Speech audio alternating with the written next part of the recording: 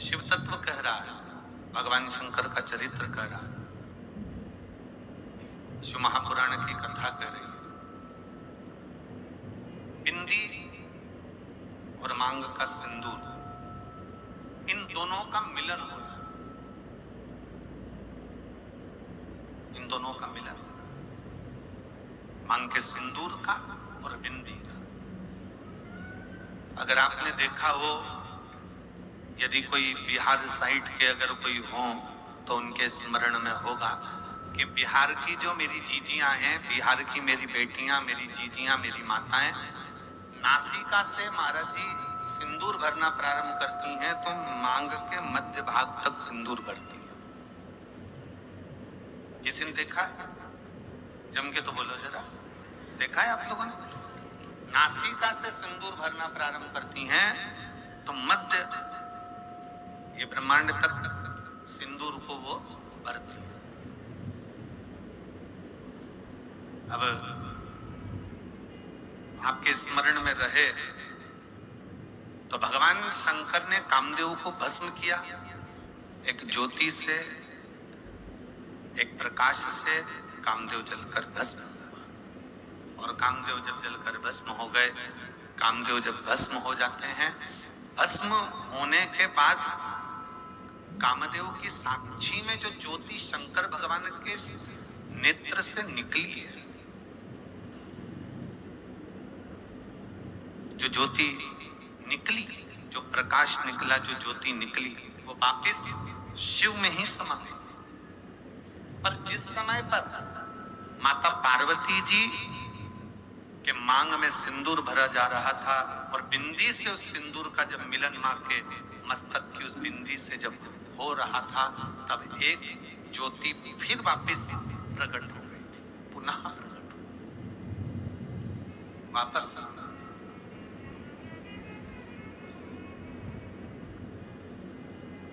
फिर ज्योति वापस जगत जननी जगदम्बा की मूल बिंदी में समाहित हो गई पुनः।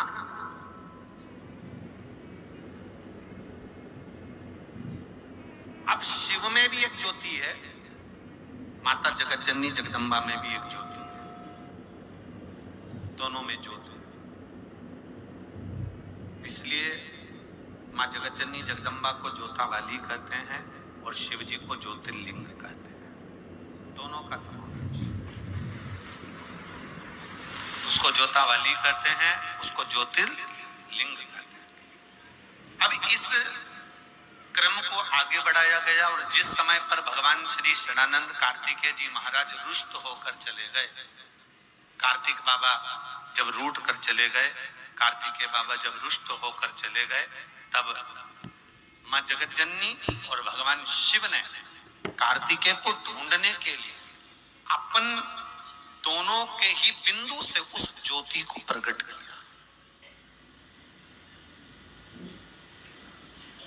वो ज्योति प्रकट हुई और वो ज्योति को प्रकट किया गया। और जैसे ही वो ज्योति प्रकट होती है, शंकर पार्वती के सम्मुख में हाथ जोड़कर कहती है कि बताओ प्रभु मेरे लिए क्या किया। शंकर भगवान और माता पार्वती जी कहते हैं कि ज्योति तुम मेरे और शिव के तेज पुंज से, ज्योतिर से ही तुम ज्योति प्रकट हुई हो। तुम्हें पहले तो क्या चाहिए वो मांगो। ज्योति ने हाथ जोड़कर कहा कि मैं आपकी पुत्री कहलाऊं, आपकी बेटी, मैं आपकी बेटी कहलाऊं। और दूसरा, मां जिस स्थान पर मैं आप दोनों का स्मरण करूं, जिस स्थान पर मैं आप दोनों को याद करूं, वो स्थान जगत में पूज्य होता चले जाए, पूज्य। शिव जी ने वर दे दिया, मां जगत जननी जगदम्बा ने, माता पार्वती जी ने वर दे दिया। शंकर भगवान और पार्वती मैया ने कहा पर एक निवेदन हमारा है कि हमने आपको प्रकट इसलिए करा है कि आप शरणानंद कार्तिकेय जी को ढूंढ कर लेकर आओ कि कार्तिकेय है कहां। आप जाओ कार्तिकेय बाबा को ढूंढने के लिए। षडानंद कार्तिकेय को ढूंढने के लिए जाइए, पहुंचो यहां से, चलिए। मां ज्योति स्त्री का रूप लेकर, बड़ा सुंदर स्वरूप बनाकर जब चली, उनको लगा कि ऐसे कार्तिकेय बाबा मिलने वाले नहीं, मेरी सामर्थ्यता नहीं है। यदि आपने प्रयागराज की कथा को टीवी पर सुना होगा और छत्तीसगढ़ की एक कथा यदि आपने टीवी पर सुनी होगी, तो हमने उसमें वर्णन किया था कि षडानंद कार्तिकेय जी जब तारकासुर को मारने के लिए जाते हैं, गला पकड़ रहा है बाबू, षडानंद कार्तिकेय जी जब तारकासुर को मारने के लिए जाते हैं, तब तारकासुर को मारने के लिए जाते समय षडानंद कार्तिकेय जी ने कह दिया था कि मां, मैं इस तारकासुर का संहार कर दूंगा, मैं इस तारकासुर को समाप्त कर दूंगा। तब माता पार्वती जी ने कह दिया था, नहीं षडानंद, तुम ये शब्द ना बोलो कि मैं तारकासुर का संहार करूं, ये शब्द निकाल दो कि मैं तारकासुर का संहार करूंगा, क्योंकि मैं जहां रहता है वहां फिर कोई कार्य हो नहीं पाता। जहां पर मैं शब्द है, जहां पर मेरा शब्द है, जहां मैं जुड़ गया, जहां अहंकार का शब्द जुड़ गया, जहां अभिमत्ता का शब्द जुड़ गया, फिर वहां भगवान बहुत दूर हो जाता है, परमात्मा बहुत दूर हो जाता है। आप में से परे हो, आप में से दूर हो जाओ। अब जो ज्ञान माता पार्वती जी ने कार्तिकेय को दिया था, वो ज्ञान माता ज्योति को ये ज्ञान प्राप्त था, तो माता ज्योति ने ये मन में विचार कर लिया कि मैं कार्तिकेय को नहीं ढूंढ सकती, ये मेरी सामर्थ्यता नहीं है। और मेरी जीजियां जितनी बैठी हैं, मेरे जीजा जितने बैठे हैं, जितनी मेरी माताएं बैठी हैं, जितने मेरे भाई बैठे हैं, जितनी मेरी बहनें बैठी हैं, जितने मेरे भगवान के ये परम भक्त शिव के बैठे हैं, उनसे एक निवेदन करूंगा कि जिंदगी में कोई भी बड़ा काम हो ना, कोई भी बड़ा काम हो, तो तुम ये अंदाजा लगाकर बैठना कि ये तुम नहीं कर रहे हो, करने वाला तो स्वयं देवाधिदेव महादेव है जो कर रहा है। ये आप नहीं कर रहे, ये करने वाला स्वयं शिव है। प्रभु आपकी कृपा से सब काम हो रहा है, करते हो भोले बाबा, मेरा नाम हो रहा है। ये हम नहीं कर रहे, करने वाला स्वयं शिव है। ये हमारी सामर्थ्यता नहीं है कि हम कुछ कर पाए।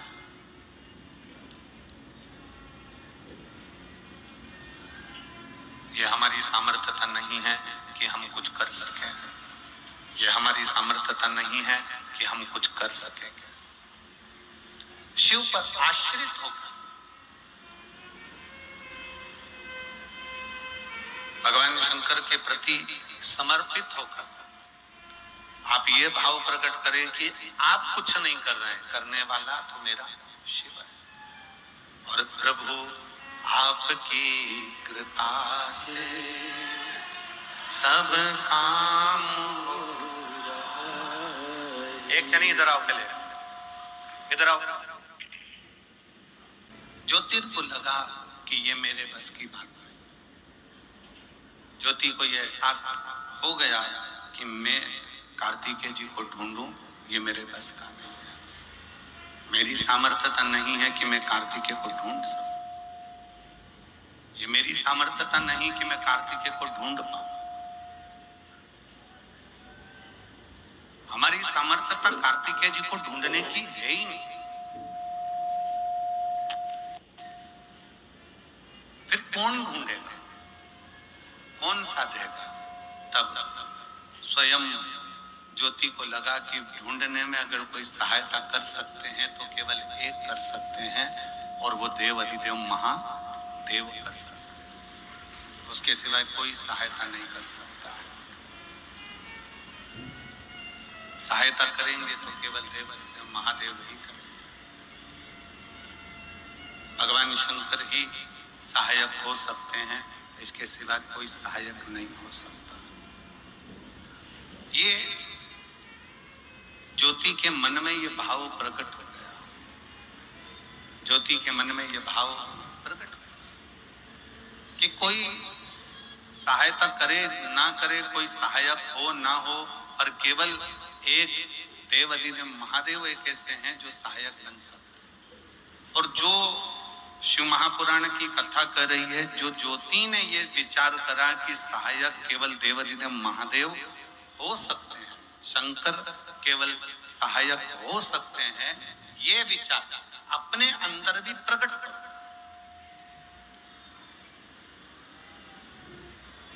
ये विचार अपने अंदर भी प्रकट करिए कि आप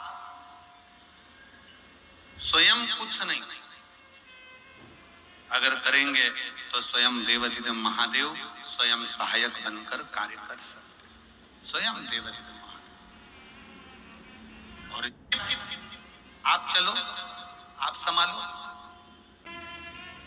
महाराज जी, राम जी भी अयोध्या से लंका तक गए महाराज जी, तो प्रत्येक स्थान पर उन्होंने पार्थिव लिंग का निर्माण किया, प्रत्येक स्थान। कभी गोविंद जी, गोपाल जी, कभी एक बार योग लगे तो राम पथ गमन में अगर आप जाएंगे, अयोध्या से लेकर लंका तक का जो भारत सरकार ने राम पथ गमन बनाया है, उस राम पथ गमन में जितने राम जी के मंदिर नहीं है गोविंद जी, जितने किसी देवता के मंदिर नहीं है, उतने शंकर जी के मंदिर हैं, क्योंकि राम जी जहां रुकते थे वहां शिवलिंग का निर्माण करते। पूरे अयोध्या से लंका तक राम पथगमन जो बनाया है सरकार ने, उस राम पथगमन में जितने राम जी के मंदिर ने, उससे ज्यादा शंकर जी के मंदिर, सबसे ज्यादा शिव जी के मंदिर हैं, क्योंकि राम जी जहां रहते थे वहां रात्रि विश्राम करके दूसरे दिन शंकर जी की स्थापना कर कर पार्थिव लिंग का पूजन कर कर फिर वहां से आगे।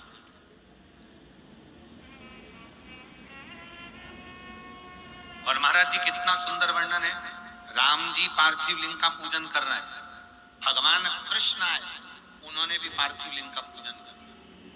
भगवान कृष्ण, जब भगवान कृष्ण की 16,108 रानियों से जब संतान की प्राप्ति नहीं हुई, तो गर्गाचार्य बाबा को द्वारका में बुलाया गया और गर्गाचार्य बाबा से प्रार्थना करी गई, गुरुदेव आप बताओ कि हमारे घर में संतान नहीं है, औलाद नहीं है, संतान की प्राप्ति कैसे? गर्गाचार्य बाबा जी ने कहा कि तुम्हारी एक एक रानी के साथ 11-11 दिन तक बैठकर शिव जी के पार्थिव लिंग का पूजन करो। 16,108 रानियों के साथ, एक एक रानी के साथ 11-11 दिन तक शंकर भगवान के पार्थिव लिंग का पूजन करा। शंकर भगवान प्रकट हो गए और शिव जी ने वर दे दिया कि सुनो, हे द्वारका के नाथ, तुम्हारी एक एक रानी के साथ तुमने 11 दिन तक मेरा पार्थिव लिंग पूजन बनाकर पूजन करी है, इसलिए तुम्हारी एक एक रानी को 11 संतान होगी और लाखों में उसकी गिनती, लाखों में उसकी गिनती।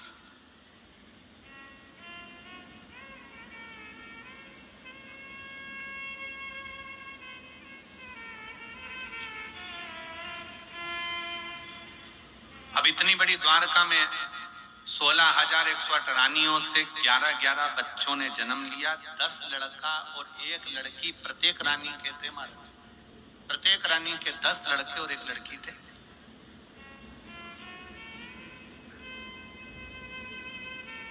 और 16,108 रानियों क्या, तो कोई कहे कि पार्थिव लिंग का पूजन किसने नहीं किया? सूर्य देवता के जब पुत्र भगवान सूर्य नारायण के बेटे जब यमराज मर गए, सूर्य नारायण भगवान के बेटे जब यमराज के प्राण चले गए, तब सूर्य नारायण भगवान ने भी पार्थिव लिंग का पूजन करा, जो आज भी प्रयागराज की भूमि पर वो शिवलिंग विराजमान है।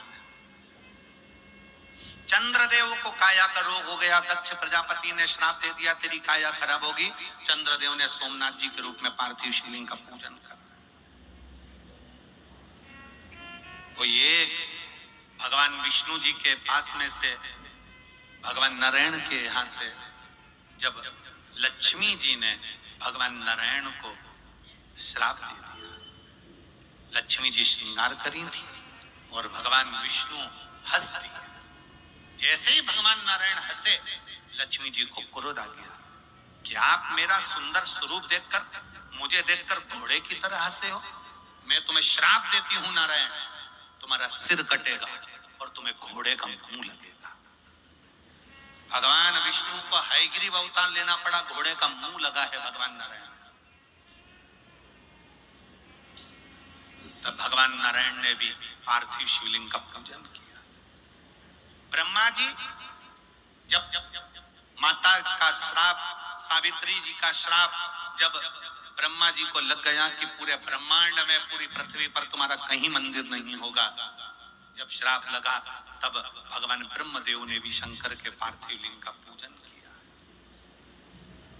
राम जी, भगवान कृष्ण, सूर्य नारायण भगवान, चंद्रदेव, राहु, केतु, ऐसा कोई देवता, 33 कोटि देवी देवताओं में कोई ऐसा देवता हो। भगवान गणेश जी महाराज पार्थिव लिंग का पूजन करते हैं, भगवान षडानंद कार्तिक के पार्थिव लिंग का पूजन करते हैं। कोई एक देवता ऐसा बता दो जो पार्थिव लिंग का पूजन ना करता।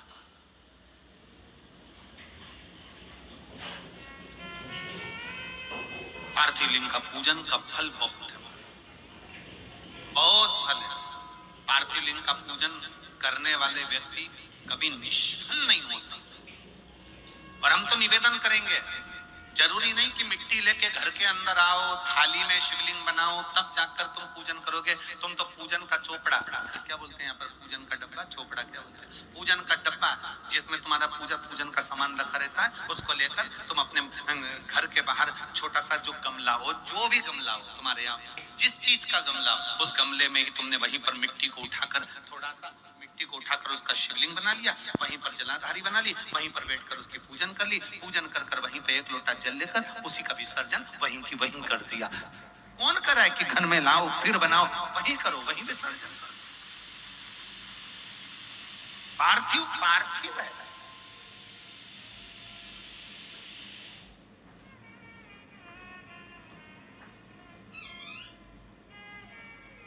साल में एक बार सावन के महीने में, सावन की शिवरात्रि पर हम भी ऑनलाइन सभी जगह पर शिवलिंग का निर्माण करवाते हैं। आप लोग करते हो उस समय पर? जम के तो बोलो जरा, करना चाहिए।